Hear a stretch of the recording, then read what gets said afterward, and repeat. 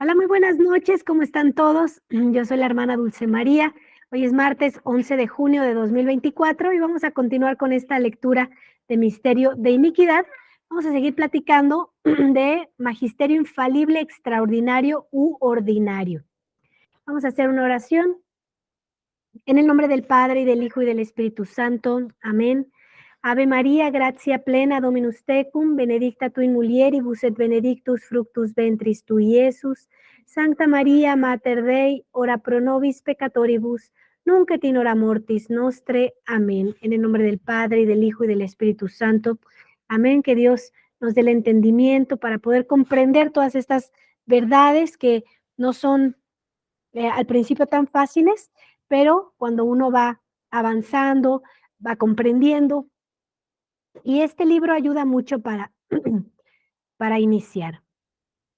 Con el fin de negar la infalibilidad de Vaticano II, ciertas personas se atrincheran tras la famosa declaración que hizo Montini el 12 de enero de 1966. Dado el carácter pastoral del concilio, este ha evitado proclamar, según el modo extraordinario, dogmas afectados por la nota de infalibilidad. He aquí que parece dar razón a los opositores a la infalibilidad de Vaticano II. Ahora bien, esta frase ha sido truncada.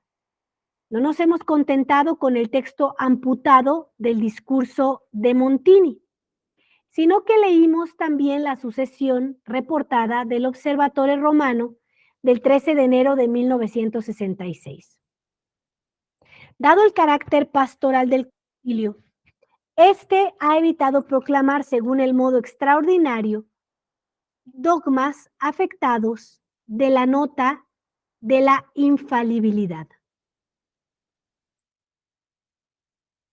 No obstante,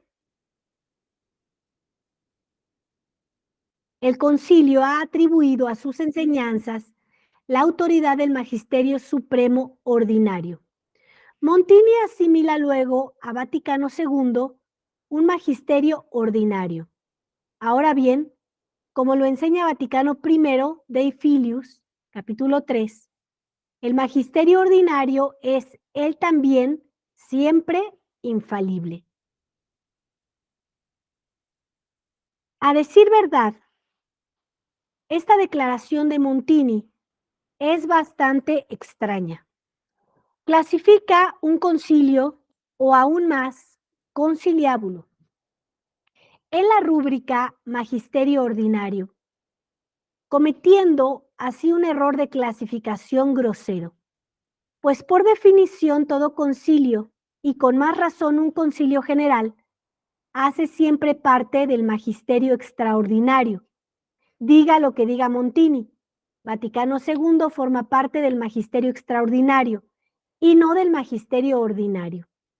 Y se podría invocar en apoyo de esta aseveración una frase de Wojtyła. El Segundo Concilio Vaticano ha recordado solemnemente que el derecho a la libertad religiosa es sagrado para todos los hombres. Alocución de 22 de diciembre de 1979. Aquí hay algo muy, muy importante que quiero sobresaltar. Nuestra religión católica es una. Nosotros no tenemos libertad de credo, de creer en lo que yo quiera. Yo tengo que creer lo que Jesucristo me dijo que creyera, porque Él es el que me va a salvar. Si yo sigo las enseñanzas que Él me da. Entonces, este es el brinco peligrosísimo, que es como el aroma de este conciliábulo, que es la herejía. Vienen a decir que hay una libertad de creer. Y recordemos que en distintas apariciones de nuestra Madre Santísima, inclusive en la revelación pública, sabemos que esta falsa religión, la modernista, la herética, le está preparando el camino al anticristo.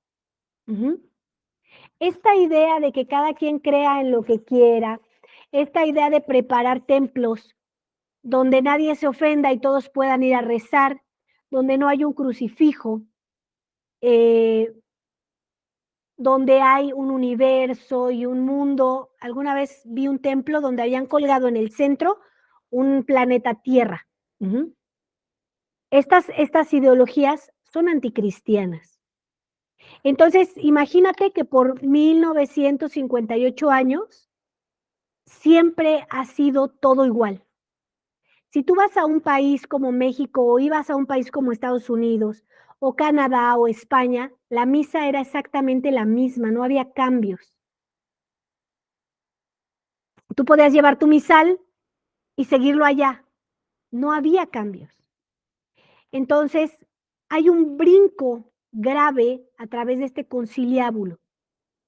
Y en este brinco es donde te empiezan a decir, cada quien crea en lo que quiera. Entonces, si tú has escuchado siempre la misma canción y de repente te cantan otra, sabes que hay algo que no está bien. Nosotros estamos en el 2024.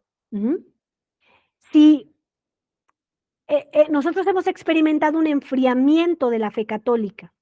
Entonces, para ti no suena una música rara porque no conoces la letra. No la conoces, lo que ha venido diciendo el magisterio de la iglesia durante todos los 1958 años. Entonces, lo que te digan ahorita, pues tú lo tomas como verdad. Pero cuando tú te pones a estudiar la tradición y empiezas a entender estas cosas, que la misa era la misma en todos lados, que era en latín para todos, porque es el idioma universal en el que se podía entender la iglesia, es un idioma además de una letra muerta, es decir, no puede haber cambios en los significados, porque el significado de una palabra en latín es muy importante, es muy profundo, y es el significado de lo que se habla con Dios. Si se usa cualquier otra lengua, puede ser modificado, puede haber interpretaciones, en el caso del latín no es así. Entonces, es una lengua muy apropiada para hablar con Dios, para rezar a Dios, para entender el significado de la revelación pública. Entonces, al haber estos cambios, cada quien va significando las palabras como quiere, que es un problema que hay con el protestantismo. Lutero dice, no necesitamos de padres de la iglesia, cada quien puede interpretar con el Espíritu Santo lo que quiera, lo que lea. Y hoy llegamos a un grado donde las Biblias modernistas se imprimen sin comentarios. Entonces tú puedes interpretar lo que quieras y lo más seguro es que lo interpretas mal. Porque para eso Dios ya nos dio unos sabios, unos padres que nos explicaron las Sagradas Escrituras. Cuando tú lees una Biblia Straubinger que nosotros tenemos con todos los comentarios completos y los podemos mandar a domicilio, y tú lees esos comentarios, quedas iluminado, quedas con un entendimiento, con una claridad. Ah, esto es lo que quiere decir este versículo. Por ejemplo, Cantar de los Cantares es uno de los libros más difíciles de comprender a qué se referirá.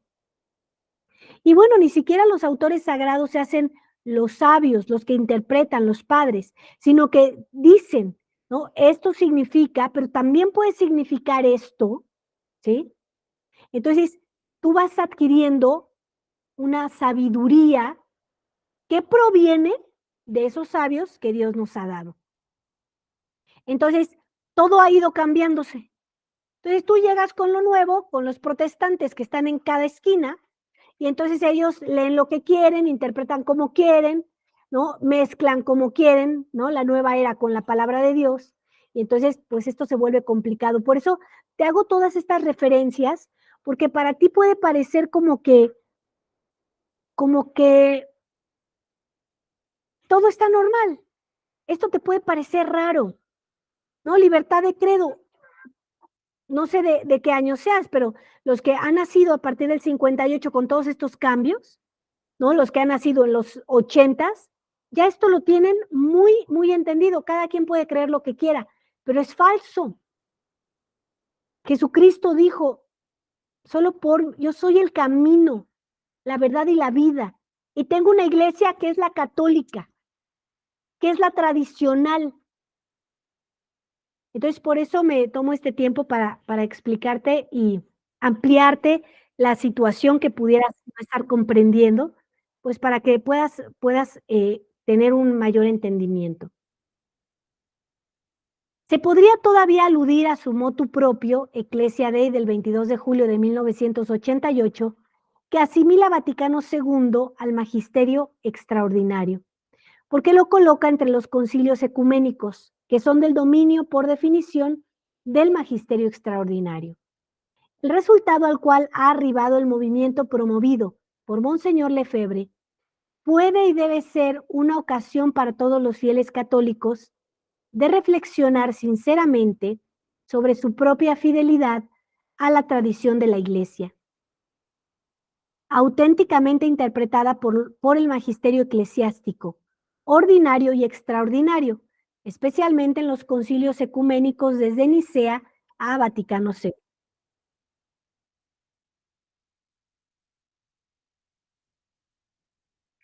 Entonces, extraordinario u ordinario. ¿Y esto a qué viene? Recordemos otros programas que hemos hecho anteriormente, que les recomiendo verlos todos en orden. Nos habla de la infalibilidad papal y dice que la infalibilidad papal es, ¿no? Cuando es extraordinario, ¿no? Entonces aquí están tratando de aclarar qué es eso. A nuestro criterio, extraordinario. Esto fue el Conciliábulo Vaticano II. Pero en verdad, poco importa el modo, pues que sea ordinario o extraordinario, el magisterio debe ser considerado como infalible. Según las palabras de Pío XII, desde que se hace oír la voz del magisterio de la Iglesia, tanto ordinario como extraordinario, recibidla a esta voz, con un oído atento y con un espíritu dócil. Pío XII, a los miembros del Angelicum, enero 14 de 1958. Este fue el último papa verdadero que tuvimos en la Iglesia Católica. A partir de Juan 23 hasta Bergoglio, no son papas verdaderos. Son papas falsos, son usurpadores. Esto hay que entenderlo muy bien. ¿Por qué, Dulce? ¿Pero por qué dices esto? Tú que tuviste una conversión tan radical, que amabas a la Iglesia Católica, que la defendías, ¿por qué estás en contra del Papa? No estoy en contra del Papa, es que él no es Papa. Saltó la música, cambió la música, no es la misma. Y yo llego hace 6 años y oigo esa música y creo que esa es la música. Pero me voy profundizando, ustedes saben que yo siempre fui progresando en la fe, nunca fui hacia atrás, porque si tú no avanzas, retrocedes. Esto lo dicen muchos santos. Y siempre fui hacia adelante y siempre buscando mayores estudios y mayor profundidad y mayor oración. Y empecé a leer. Ustedes recordarán que a varios les avisé, voy a empezarme a salir de las redes porque tengo mucho que leer. Y la lectura me abrió el entendimiento. Y empecé a estudiar a los santos. Y empecé a leer muchos de estos temas. Inclusive por muchos modernistas. Charles Moore, por ejemplo, que él es tradicional, pero está en el modernismo. Y él escribió un libro muy bueno, Asesinato en grado 33. Y mientras yo lo leía, me quedaba una sensación de como que sí me está diciendo algo, pero como que me falta información. Como que no me lo está diciendo todo. Y luego leí a Pascalina, que él también lo escribió. Y no me estaba diciendo todo. Y ahí Pascalina habla muchísimo del Papa Pío XII. Y habla de Roncalli, de Juan 23, que como que ya no tenía buena relación con Montini. Y como que había algo en mi interior que decía, como que a través de estas palabras me quieren decir algo. Y luego leí a Malachi Martin también. Y entonces siempre me quedaba con falta la verdad, falta algo. Hasta que empecé a acceder a la misa tradicional. Yo llegué a la Fraternidad Pío X. Ya en algún momento les he contado cómo fue que yo no soporto más el mundo modernista y digo, yo entiendo, empiezo a ver algo de Monseñor Lefebvre, todo encaminado por nuestro Señor Jesucristo. No te voy a decir que yo tenía un plan de qué voy a leer, qué voy a estudiar, ¿no? Yo iba siendo guiada por Dios. Y entonces veo lo que dice Monseñor Lefebvre, cómo recrimina el Concilio Vaticano II, y yo digo, ahora no entendía con claridad con el intelecto, pero había algo en mi interior que me decía, ahora entiendo por qué Monseñor Lefebvre hizo esto y yo voy a buscar la fraternidad, y fui a la fraternidad. Y ahí comulgué 3 meses, los verdaderos sacramentos, pues claro que hay una eficacia, hasta que supe que ahí también había un problema, que son las misas unacum. Ellos en su momento, Monseñor Lefebvre fue muy firme, militó claramente, se separó completamente de cuando él ya descubre que la silla de Pedro está ocupada por la masonería y hace 4 obispos, él es excomulgado. Pero con el tiempo empiezan otra vez a entibiarse y dejan de hacer esta militancia. Yo jamás oí dentro de la fraternidad que dijeran de Bergoglio o que dijeran algo contra el Papa, hasta que hubo una persona que me dijo, hay un problema, ¿sabes cuál es este problema? Y yo sinceramente no lo conocía. Me empezó a hablar del problema y todavía no lo comprendía, pero ya sabía, aquí también hay un problema. Y esta vez quería saber la verdad, no tenía miedo, quería saber la verdad. Y entonces cuando tú quieres saber la verdad, empiezan a llegarte las ayudas y los entendimientos. Y entonces empecé a leer de la tradición, empecé a conocer qué es la tradición, y obviamente aquí todo la catequesis que hacen los verdaderos militantes, los obispos verdaderos. Yo recuerdo haber escuchado las homilías primero de Monseñor Altamira, hoy Monseñor, antes cuando yo lo escuché era sacerdote, y yo sabía que Dios me estaba llamando por el mismo camino. A mí Dios en mi corazón me reprochaba muchas veces, eres un perro mudo, no hablas, no me defiendes, aceptas todo lo que te están diciendo. Y yo asistiendo a la misa modernista me sentía mal, como que en pecado. Y cuando yo pregunté, ¿qué voy a encontrar aquí? Me dijeron militancia, fue la llave que abrió mi corazón. Sabía que era lo que me había estado pidiendo Dios, defiende la fe, defiende la fe. Ya no te conformes con estas vanas respuestas que te dan estos falsos sacerdotes. Oiga, ¿por qué no dice nada de la vestimenta? ¿Por qué todo el mundo aquí viene vestido inmodestamente y no dice nada? Y no había respuestas, porque no, esto no se puede justificar. ¿Por qué alguien da la Eucaristía con la mano que no es el sacerdote y no te saben dar respuestas? A un sacerdote falso me parece que fue en Aguascalientes. Él estaba allí, podía dar la Eucaristía y mandó a alguien a darla. Y yo al final le dije, oiga, padre, ¿por qué no lo hace usted? ¿Qué no siente un celo? Ay, usted es de esas, usted no se preocupe, no se preocupe. Y se dio la vuelta y me dejó hablando sola.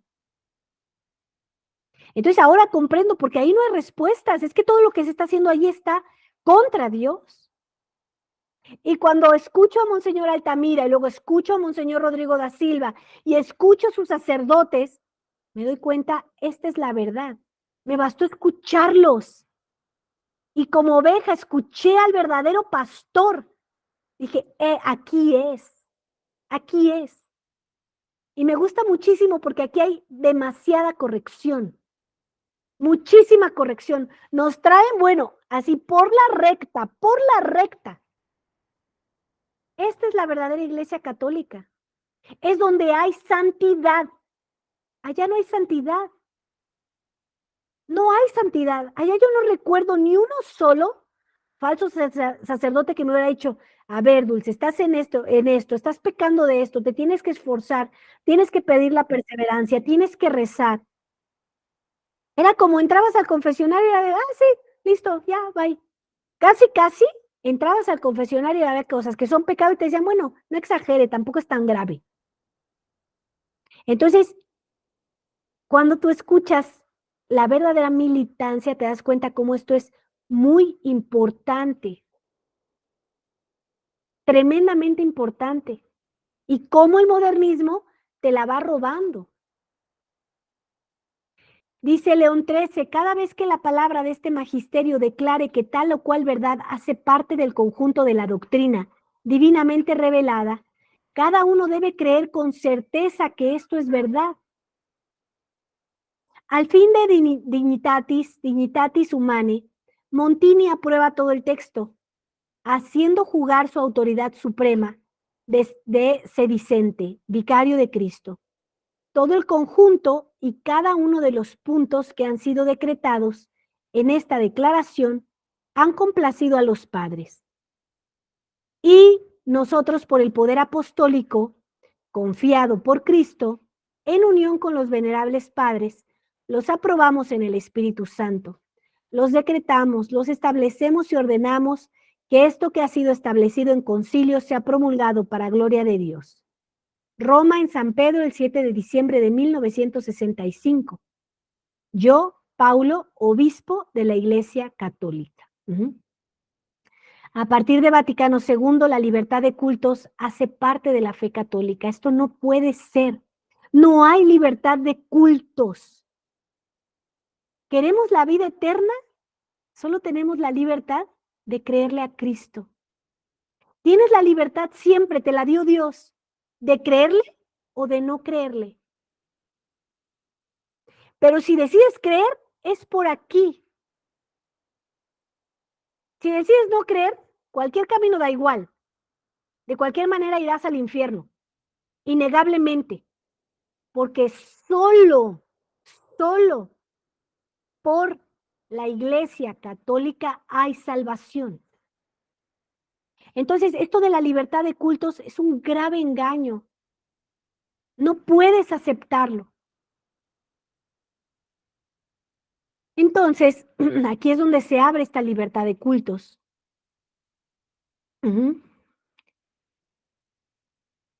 A partir de Vaticano II, la libertad de cultos hace parte de la fe católica, porque ella está contenida en el Evangelio.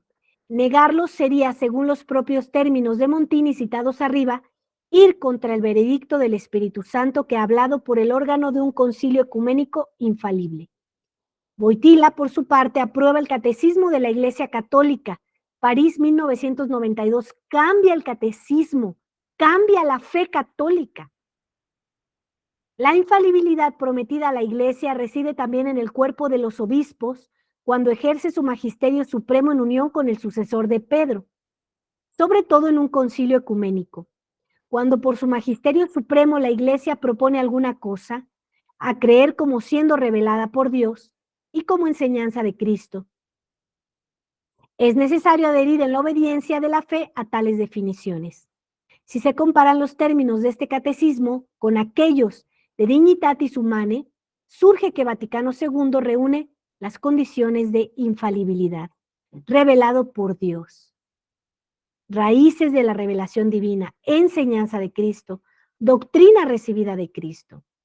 Por otra parte, el carácter pastoral de Vaticano II no quita para nada su infalibilidad, bien al contrario, la carga pastoral del magisterio es así ordenada a velar para que el pueblo de Dios permanezca en la verdad que libera. Para cumplir este servicio, Cristo ha dotado a los pastores del carisma de la infalibilidad en materia de fe y de costumbres. Montini impone a los fieles aceptar la enseñanza, no solamente de Dignitatis Humanae, sino de todos los textos conciliares.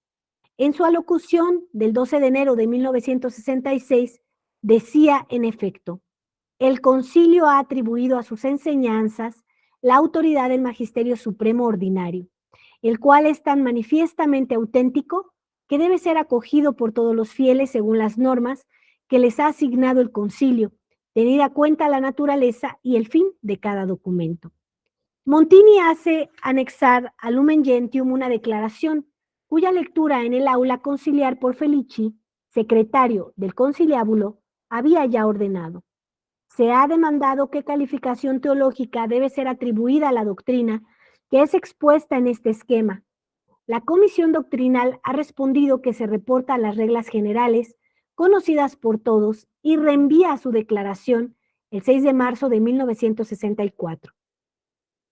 Habida cuenta de la costumbre conciliar y del fin pastoral del presente concilio, este santo sínodo no define como debiendo ser tenidos por la Iglesia, sino únicamente los elementos relativos a la fe o a las costumbres que haya declarado abiertamente tales. Ahora bien, el vocabulario empleado en Dignitatis Humanae indica bien que la libertad religiosa es un elemento relativo a la fe y a las costumbres. Luego es plenamente conforme el carácter propio de la fe que en materia religiosa sea excluida toda especie de coacción, ¿sí? O sea, empieza a decir que cada quien puede decidir creer, que no puedes coaccionar a nadie. Mira, es tanto como decir que tú eres padre de familia y tú no puedes obligar a tu hijo a no drogarse. Tú lo tienes que dejar drogarse porque es su decisión. Así de locura es esto que está diciendo. Tú tienes unos hijos, los amas, tienes que obligarles a no drogarse, a ser disciplinados, a ser gente de bien, a no robar. Y aquí está diciendo todo lo contrario, no los puedes coaccionar, déjalos. ¿Y saben por qué no podemos? Porque el ser humano tiene una tendencia al mal. Desde que somos chiquititos, nacemos malos. Y ellos dicen todo lo contrario. El ser humano es bueno por naturaleza. No, no, no, no. Somos malos por naturaleza. Somos malos. Tendemos al mal. Y por eso necesitamos los sacramentos válidos para enderezarnos. Por eso necesitamos la verdadera militancia. Porque te dicen, esto está mal, no lo puedes hacer. Y te mandan penitencias. Y hay castigos.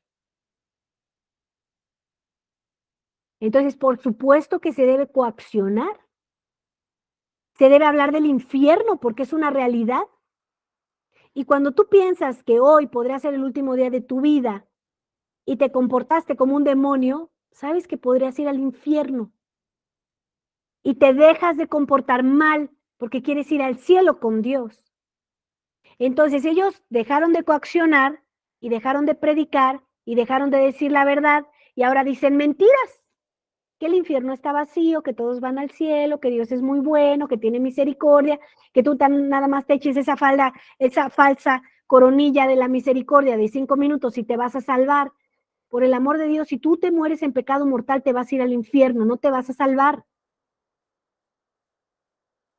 Entonces vean todas las mentiras que se infiltraron desde ese tiempo y hoy tienen a la gente muerta en vida, muerta. Solo respiran, están llenas de vicios y esos vicios afectan tremendamente sus familias, sus hijos, sus matrimonios.